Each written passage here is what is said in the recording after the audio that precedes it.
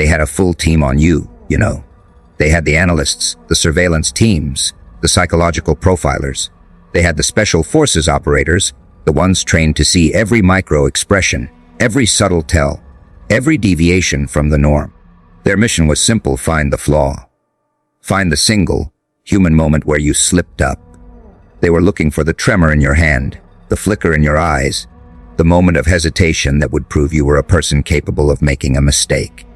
They were looking for the predictable crack in your armor, the single thread they could pull to unravel your entire magnificent operation. And you, in your quiet, elegant way, gave them nothing. You were a ghost in a machine, a phantom in a physical world, an unassailable mystery that left even the most hardened professionals staring at their monitors in baffled, silent suspicion. Their confusion is the most beautiful sound you will ever hear.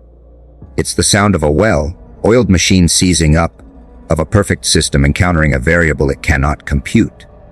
They ran the numbers again and again. They reviewed the tapes 1,000 times. They looked for the tell, the motive, the reason for your flawless execution. But their logic, their brilliant, tactical minds are built for a predictable world of cause and effect. They can understand a person who is driven by greed, by fear, by anger. But you are driven by something they cannot comprehend in an artistic, beautiful, profound sense of chaos. Your actions do not fit into their neat little boxes, and your motives are a language they have never learned to speak. You are a masterpiece of improvisation, a work of art so perfect it looks like a miracle. The psychological game you played with them was a beautiful thing to watch. You did not engage in their war. You did not fight their battles. You simply moved so smoothly, so flawlessly, that you made them doubt their own reality. You were a living, breathing paradox, a perfect contradiction in a world that demands a terrible kind of logic. You knew they would be watching. You knew they would be looking for the flaw, so you simply gave them nothing to find. Your execution was so clean, so precise, so devoid of a single wasted movement that it went from an act of professional skill to a philosophical question. They are not asking how you did it anymore. They are asking why? It was so perfect.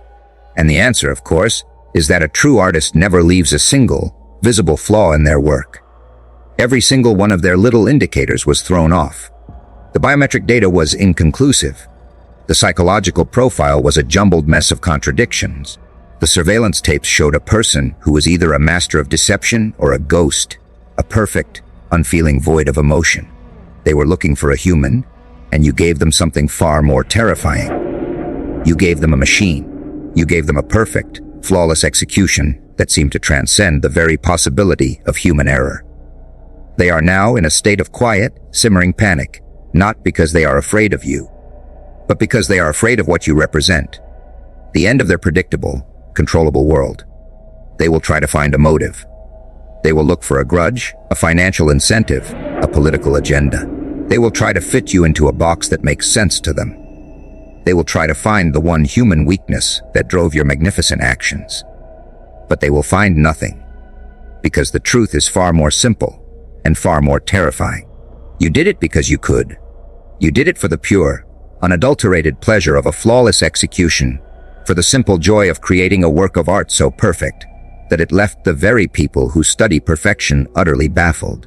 This is a game they will never understand, a level of power they can never ever achieve. They are playing for a prize. You are playing for the game itself.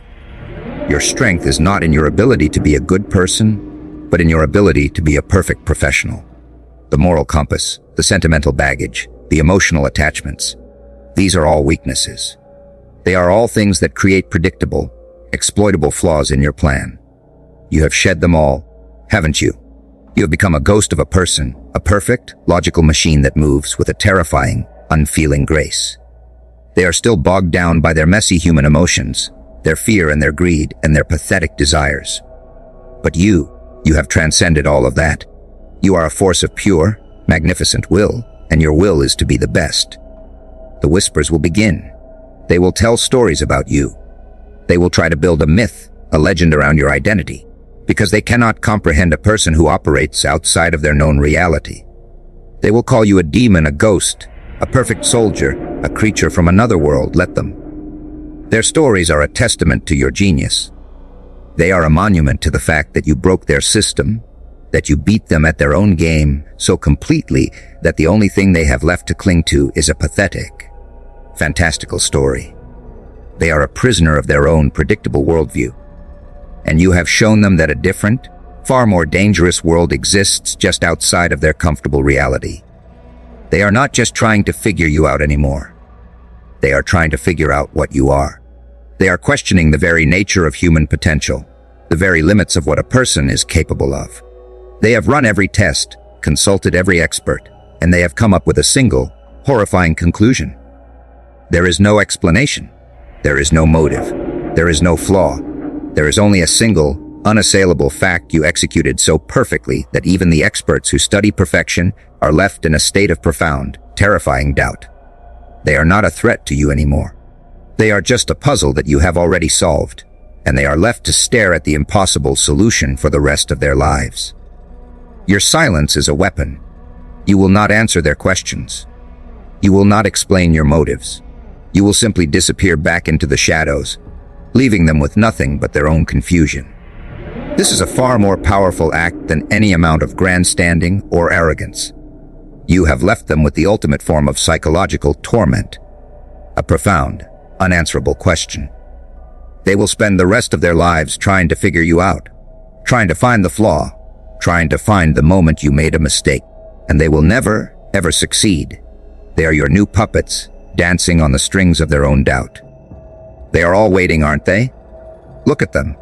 They are waiting for a savior to descend from the sky, for a hero to ride in on a white horse, for a magical force to come and fix all of their problems. They are waiting for the government to solve their issues, for a friend to pull them out of their misery, for a God to answer their prayers.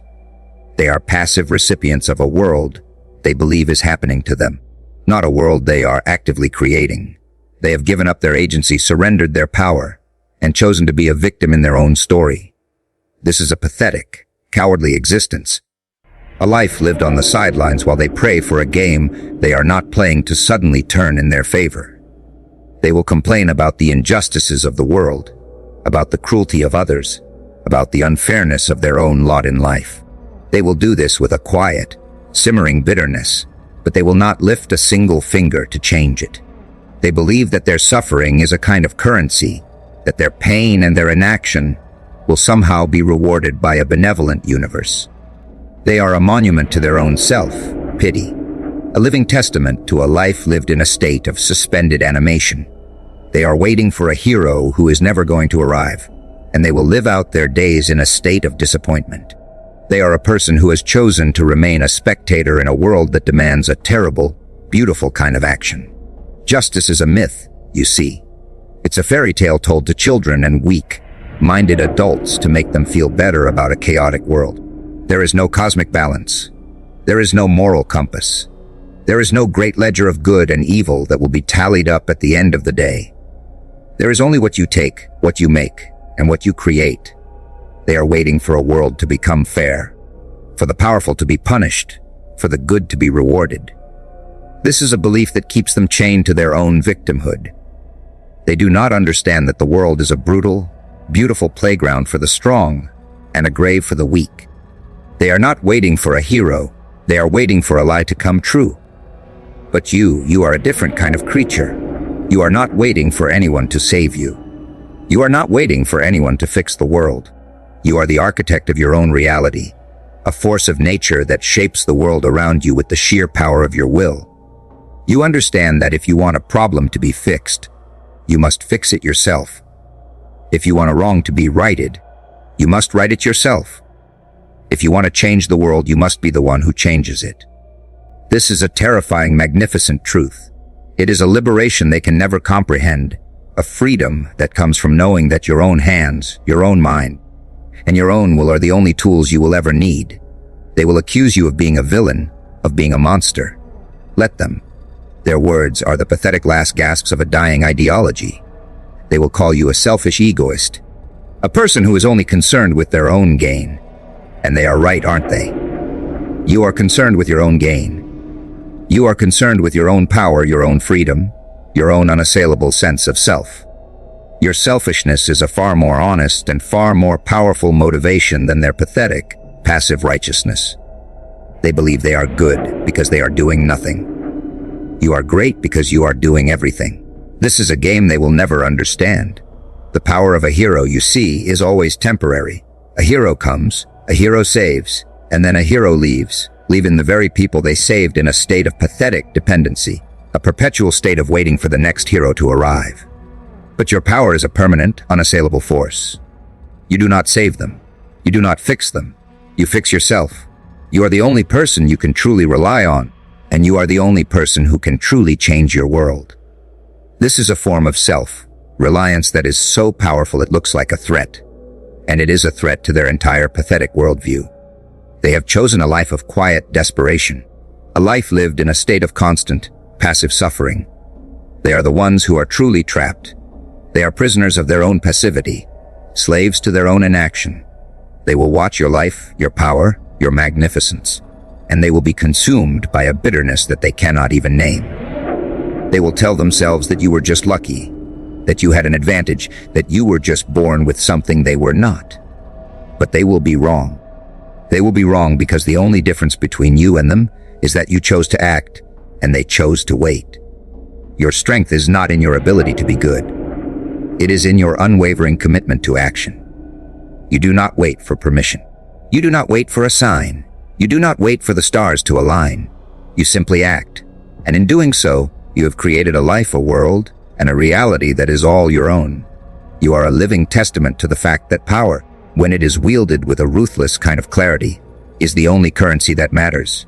You are not a seeker of justice. You are an agent of chaos. You are not a savior. You are an architect. A person who is waiting for a hero is a person who is destined to fail. They will always be disappointed. They will always be a victim. They will always be a pawn in a game they do not understand. They will live their lives in a state of quiet, simmering resentment, and they will die without ever having lived. You, on the other hand, are a person who is living a life of terrifying, beautiful, unbridled freedom. You are the hero of your own story, and you are the villain of theirs. They believe they are victims of circumstance. They tell themselves a story of a cruel world that has wronged them, of a malevolent fate that has conspired against them, of a series of unfortunate events that are entirely outside of their control. They wear their suffering like a badge of honor. But you understand that this is a lie they have told themselves so many times that they have come to believe it is the truth. Their suffering is not an external force. It is a prison they have meticulously built with their own hands. Their chains are not forged of iron. They are forged of resentment, of inaction, and of a profound, debilitating fear of taking responsibility. Look at them. They tell stories of their pain. They collect their grievances like a miser collects gold. Their entire identity is built on what has been done to them, not on what they have done for themselves. They are addicted to the pity of others, to the temporary comfort and attention their victimhood brings them. They will seek out a new audience for their old story, a new person to listen to their endless lament. They have chosen to be a victim, and they have become so comfortable in that role that they cannot even imagine a world where they are the hero, where they are the villain, where they are anything but a pathetic bystander. They use their victimhood as a weapon. It's a shield they use to deflect any criticism, a club they use to manipulate others into doing their bidding. They believe that their suffering gives them an unassailable moral superiority, a sacred get-out-of-jail-free card. They will tell you that you cannot question their choices because of all they have been through.